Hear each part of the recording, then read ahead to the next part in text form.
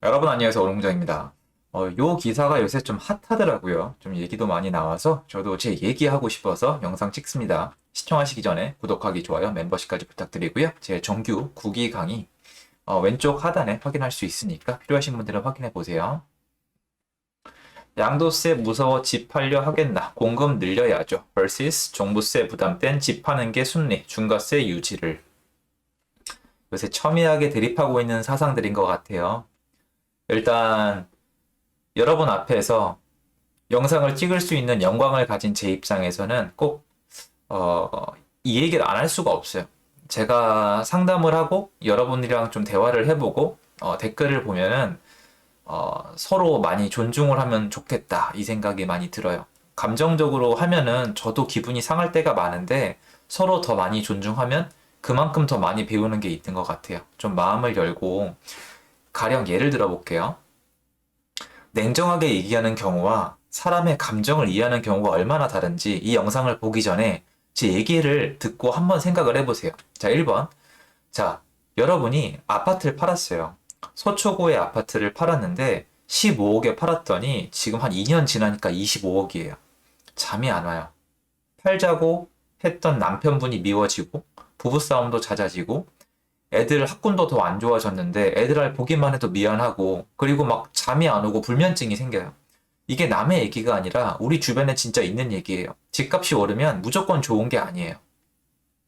그리고 이제 많은 분들이 영상을 보시면서 너 같은 투기꾼은 집값 오르면 무조건 좋은 거 아니냐라고 얘기하시는데 그건 여러분이 저를 정말 몰라서 그래요. 저처럼 노력해서 사는 사람은 경매든 공매든 어느 쪽으로 가든 간에 기회를 만들어내요. 시장에 필요한 재화를 공급하고 돈을 벌면 된다고 저는 생각을 하거든요. 전 자신있게 당당히 말씀드리는데 시세가 이딴 식으로 안 올라도 저는 열심히 해서 돈 벌 자신 있고요. 그렇게 해도 망할 가능성은 있고 지금도 망할 가능성은 있어요. 근데 지금은 시세가 올라도 어차피 세금으로 다 토해내야 돼요. 아무도 좋을 게 없단 말입니다. 자, 그런데 이분이 집값 때문에 잠을 못 자는 분이 어떻게 해야지 잠을 편하게 자고 일상생활로 돌아올 수 있을까요? 맞아요. 집값이 그만 올라가거나 집값이 폭락을 해야 돼요. 자, 객관적으로 보면은 이겁니다. 누가 집 팔래? 네가 시장을 잘못 읽고 잘못 팔았잖아. 왜 남은 탓이야? 네가 당연히 고생해야지라고 얘기하면 되게 냉정하고 객관적인 얘기예요. 그런데 이분은 엄연히 따지면 집을 판 죄밖에 없거든요. 그리고 시장이 올라가는 거를 일반 서민이 열심히 자기 생활하는데 어떻게 맞춥니까? 못 맞추잖아요. 죄가 없어요, 사실은. 그러니까 이분은 운이 안 좋았던 건데 냉정하게 얘기하면은 그렇게밖에 얘기가 안 되죠. 근데 두 번째로 이분의 입장에서 얘기하면 어떻게 돼요? 평생 열심히 살고 정부가 얘 집값을 잡는 데서 팔았더니 벼락거지가 됐다. 억울하다. 잠이 안 온다. 집값이 다시 정상화가 되면은 내가 일상으로 돌아갈 수 있을 것 같다. 죽을 것 같다. 너무 고통스럽다. 이거 이해 안 되세요? 전 이해되거든요. 이해되잖아요. 여러분, 우리 이웃들이에요. 같이 살아가는 사람들이잖아요. 지금 우리는 입으로는 누가 편을 갈라놔서 우리가 이렇게 됐다. 편 가른 놈 나쁜 놈이라고 얘기하면서 누구보다 철저하게 편이 갈라져 있는 게 우리의 모습이거든요. 일단 그렇게 되면 배울 점이 되게 적어요. 그래서 안 하셨으면 좋겠고요. 여기 나와 있는 두 분의 인터뷰는 제가 짤막하게 말씀을 드리면 왼쪽에 계신 분은 부천에 10년간 전세로 살아오신 분들 이거예요. 쉽게 얘기해서 종부세 올려라. 보유세를 끝까지 올려서 집을 팔 수밖에 없게 만들어라. 돈이 없는 사람은 집에서 쫓겨나면 된다. 이거고 오른쪽에 있는 분은 뭐예요? 공급을 늘려야지 자유시장 경쟁으로 가야지 이렇게 세금을 강화하면은 답이 없다로 가는 거예요. 그래서 두 분이 첨예하게 대립을 하고 있고 이 기사가 왜 핫이슈가 되고 있냐면 우리의 모습이에요. 부동산 카페에 가도 제 영상 댓글을 봐도 신문 기사 댓글을 봐도 이걸로 싸우고 있어요. 집이 없는 분들은 너네가 오직 투기를 위해서 집을 선점해서 우리가 집이 없고 너네 때문에 폭등을 했기 때문에 서민들이 먹고 살기 어려워졌으니까 종부세를 죽을 때까지 올려서 집을 팔 수밖에 없게 만들어야 한답니다. 그러니까 나는 전세로 살면서 너네가 망하는 걸 기다리겠다고. 이 오른쪽에 계신 분들은 우리가 집값 올린 게 아니다.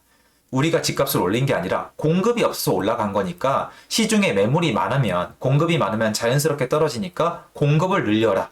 시장, 자유시장 경제를 무시하지 말아라는 얘기를 하는 거예요. 참고로 저는 오른쪽이에요, 여러분. 저는 생각 자체가 오른쪽이 내니까 그건 알고 들으세요. 자, 각자 할 얘기 있는데 오른쪽에 생각을 가진 제가 얘기를 해봤자 한쪽에 치우친 얘기밖에 안 나온다는 겁니다, 저는. 왜냐면 저는 자유시장 경제를 믿거든요. 과거에도 그랬고 지금도 그렇고 공급을 많이 해주면은 이게 꼬꾸라집니다. 자, 그런데 일단 저는 제 스타일을 밝혔잖아요. 저는 왼쪽에 계신 분 얘기를 인간 대 인간으로 감정적으로 이해는 해드릴 수 있어도 저는 저게 틀렸다고 생각을 해요, 여러분. 이분을 이해를 못하는 게 아니라, 이분이 나쁘다는 게 아니라, 이분이 뭐 내 적이라는 게 아니라 틀렸다고요. 제가 알고 있는 시장경제 원리에서. 이분 말씀 중에 맞는 건 하나예요. 보유세를 끝까지 올리고 종부세를 죽을 때까지 올리면은 다주택자가 매물을 팔 수밖에 없다는 건 맞아요.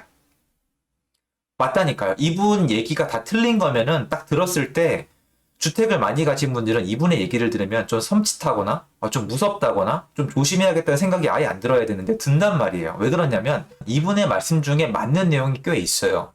여러분, 보유세가 아파트를 갖고만 있으면 20억이 나온다. 그럼 어떻게 될 것 같아요?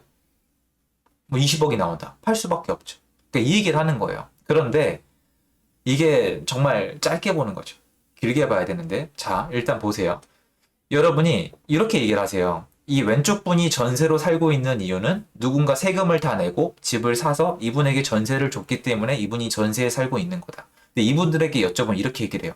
니네가 그런 식으로 먼저 집을 사서 비싸게 전세를 놓으려고 하니까 내가 집을 못 산 거다. 나는 너네 때문에 집을 못 사고 전세로 들어간 거다라고 얘기하시는 분들이 꽤 많아요. 그런데 제가 여태까지 시장을 쭉 머물면서 많이 공부를 해보고 거래도 많이 해보고 상담도 많이 해봤을 때 그거는 죄송한데 거짓말이에요. 왜냐면 서울의 주요 아파트도 미분양이었어요. 아파트 값이 내려가면은 집을 안 사요. 아파트 값이 내려가면 절대 집을 안 사요. 그래서 전세를 선호하시는 분들은 계속 전세를 선호해요. 지금 문제는 집값이 올라가서 그게 문제가 있는 것처럼 보이는 거지 사실은 문제가 없어요. 이분은 집을 소유하는 거를 선호하는 거고 이분은 전세로 사는 걸 선호하는 거예요. 그래서 사실은 솔직히 말씀드리면 서로 달라요, 수요 계층이. 이분은 매매에 대한 수요를 가지고 계신 분이고 이분은 전세에 대한 수요를 갖고 계신 분이거든요. 그런데 100%다 그런 건 아닌데 이 전세로 살고 있는 분들 중에서 집값이 올라가면은 매매를 생각을 해요. 무슨 말이냐? 집값이 내려가고 있거나 보합 중이면은 이분들은 사실 이 생각을 안 해요. 제 경험상 100%는 뜻은 아니에요. 집을 사기 전에 전세로 살고 있는 분들은 이 생각을 안 하는데 제가 제 경험만 갖고 말씀을 드리면 제가 말씀드렸던 집을 사기 전에 전세로 살고 있던 분들은 집을 웬만큼 사셨어요, 지금. 왜냐면 시장이 기회를 너무 많이 줬잖아요. 4년, 5년 동안 기회가 있었기 때문에 사셨는데 지금까지 이렇게 말씀하시는 분들은 대부분 전세를 선호하시는 분들이 많더라고요. 그러면 이분들의 말씀은 뭐냐면 집값이 올라가고 있으니까 문제가 되고 집값이 올라가니까 매매에 대한 생각이 드니까 집값을 잡아야 되고 보유세를 때려서 잡아야 된다고 얘기를 하시잖아요. 그럼 거꾸로 바꿔 얘기해서 이분들은 집을 살 수 있냐는 거예요. 못 삽니다. 왜? 보유세가 무서워서.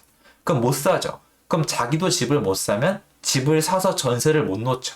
그럼 지금 자기 포지션은 없어져요. 그럼 어떻게 돼요? 집은 아무도 안 사게 돼요. 그러면 맨 마지막 정리를 드리면 사람들이 이 얘기를 안 해요. 다주택자나 집을 가진 사람이 세금 폭탄 때문에 집을 팔아요. 그러면 전세도 못 놔요. 그럼 집이 빈집이 돼요. 그러니까 어떻게 할 수가 없네요. 집을 버릴 수밖에 없어요. 보유세를 끝까지 올리면 집을 버릴 수밖에 없어요. 보유세가 너무 비싸져서 버려지는 집들이 나온 데가 미국이에요. 예를 들어서 1년 동안 세를 받으면 2천만 원인데 1년 동안 보유세가 2,500만 원이에요. 집을 갖고만 있으면 500만 원씩 마이너스예요. 어떻게 되겠어요? 집을 버려요. 근데 문제는 이분들이 집을 버리잖아요. 그러면 많은 분들이 상상을 해요. 국가가 이걸 사들여서 운영하면 된다고 생각을 하잖아요. 그게 그렇게 안 돼요.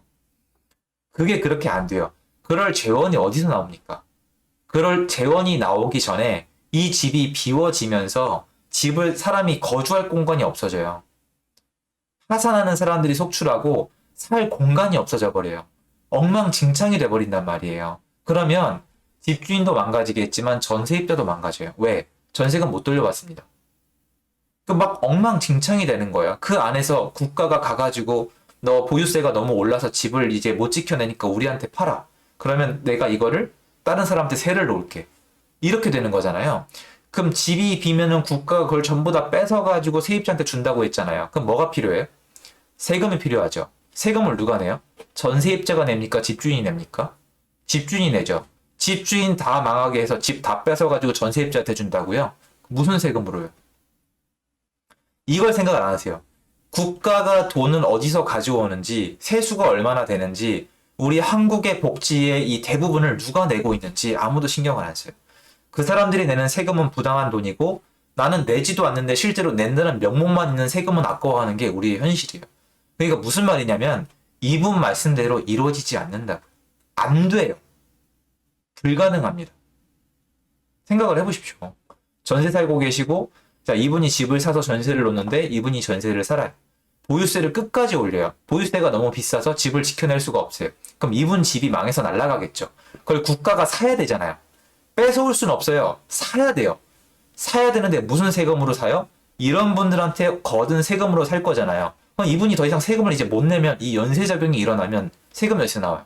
전세입자는 세금을 안 내요, 여러분. 집을 뺏어서 국가의 세금으로 집을 뺏어서 이거를 세놓는 장사를 할 수 있다는 건 말이 안 돼요. 그럼 어떻게 될 것 같은데요? 국가 부채를 저희 상상을 초월할 정도로 늘려서 주택을 사들여서 나라가 주택을 운영을 해야 돼요. 그럼 또 문제가 뭐가 있는지 아세요? 집 이제 안 지어요. 건설사는 아무도 집 안 지어요, 이제 더 이상. 이게 유럽에 이미 있는 일이에요. 집을 왜 지어요? 분양이 되니까. 분양을 누가 받아요? 상승기 때는 실수요자가 많이 받지만 하락기 때는 투기꾼들이 받거든요. 그러니까 이렇든 저렇든 다주택자나 집 있는 사람은 필요하고 세금을 이 사람들한테 뺏어내야 되는 거예요. 그래서 안 돌아가요. 네가 어떻게 하냐고요? 그럼 여러분께 거꾸로 질문을 드릴게요. 이 긴 대한민국 역사상 40년 가까이 된 대한민국 아파트 시장 역사상 그게 그렇게 쉬웠다면 왜 아무도 안 했죠? 온 국민이 좋아했을 텐데. 국가가 다 짓고 국가가 다 세를 주고 국가가 다 통제하면 되는데 40년 동안 왜 안 했죠? 40년 동안 그 정도 생각이 들어가는 리더가 한 명도 없었을까요? 생각을 해보세요. 왜 안 됐을까요? 세금이 문제죠. 건설업 다 죽고 그리고 보유세, 양도세, 취득세 하나도 없어지고 그럼 안 돌아가요. 안 돌아간다니까요. 사회가 어디서 돌아가고 있는지 생각을 하면은 모든 게 답이 나와요. 그래서 저는 누가 좋다 싫다가 아니라 이 선생님의 말씀이 맞다는 얘기도 안 할게요. 근데 이건 분명히 말씀드릴게요. 이 선생님의 말은 틀렸어요. 이렇게 안 돼요. 그게 제 의견이에요. 그거 말씀드리고 싶어서 영상 준비했습니다. 너무 감정적으로 하지 말고 서로 존중하고 자기 생각, 경제적인 상식이나 생각만 좀 얘기할 수 있으면 좋을 것 같아요. 도움됐으면 좋겠고요. 제 영상 여기까지입니다. 감사합니다.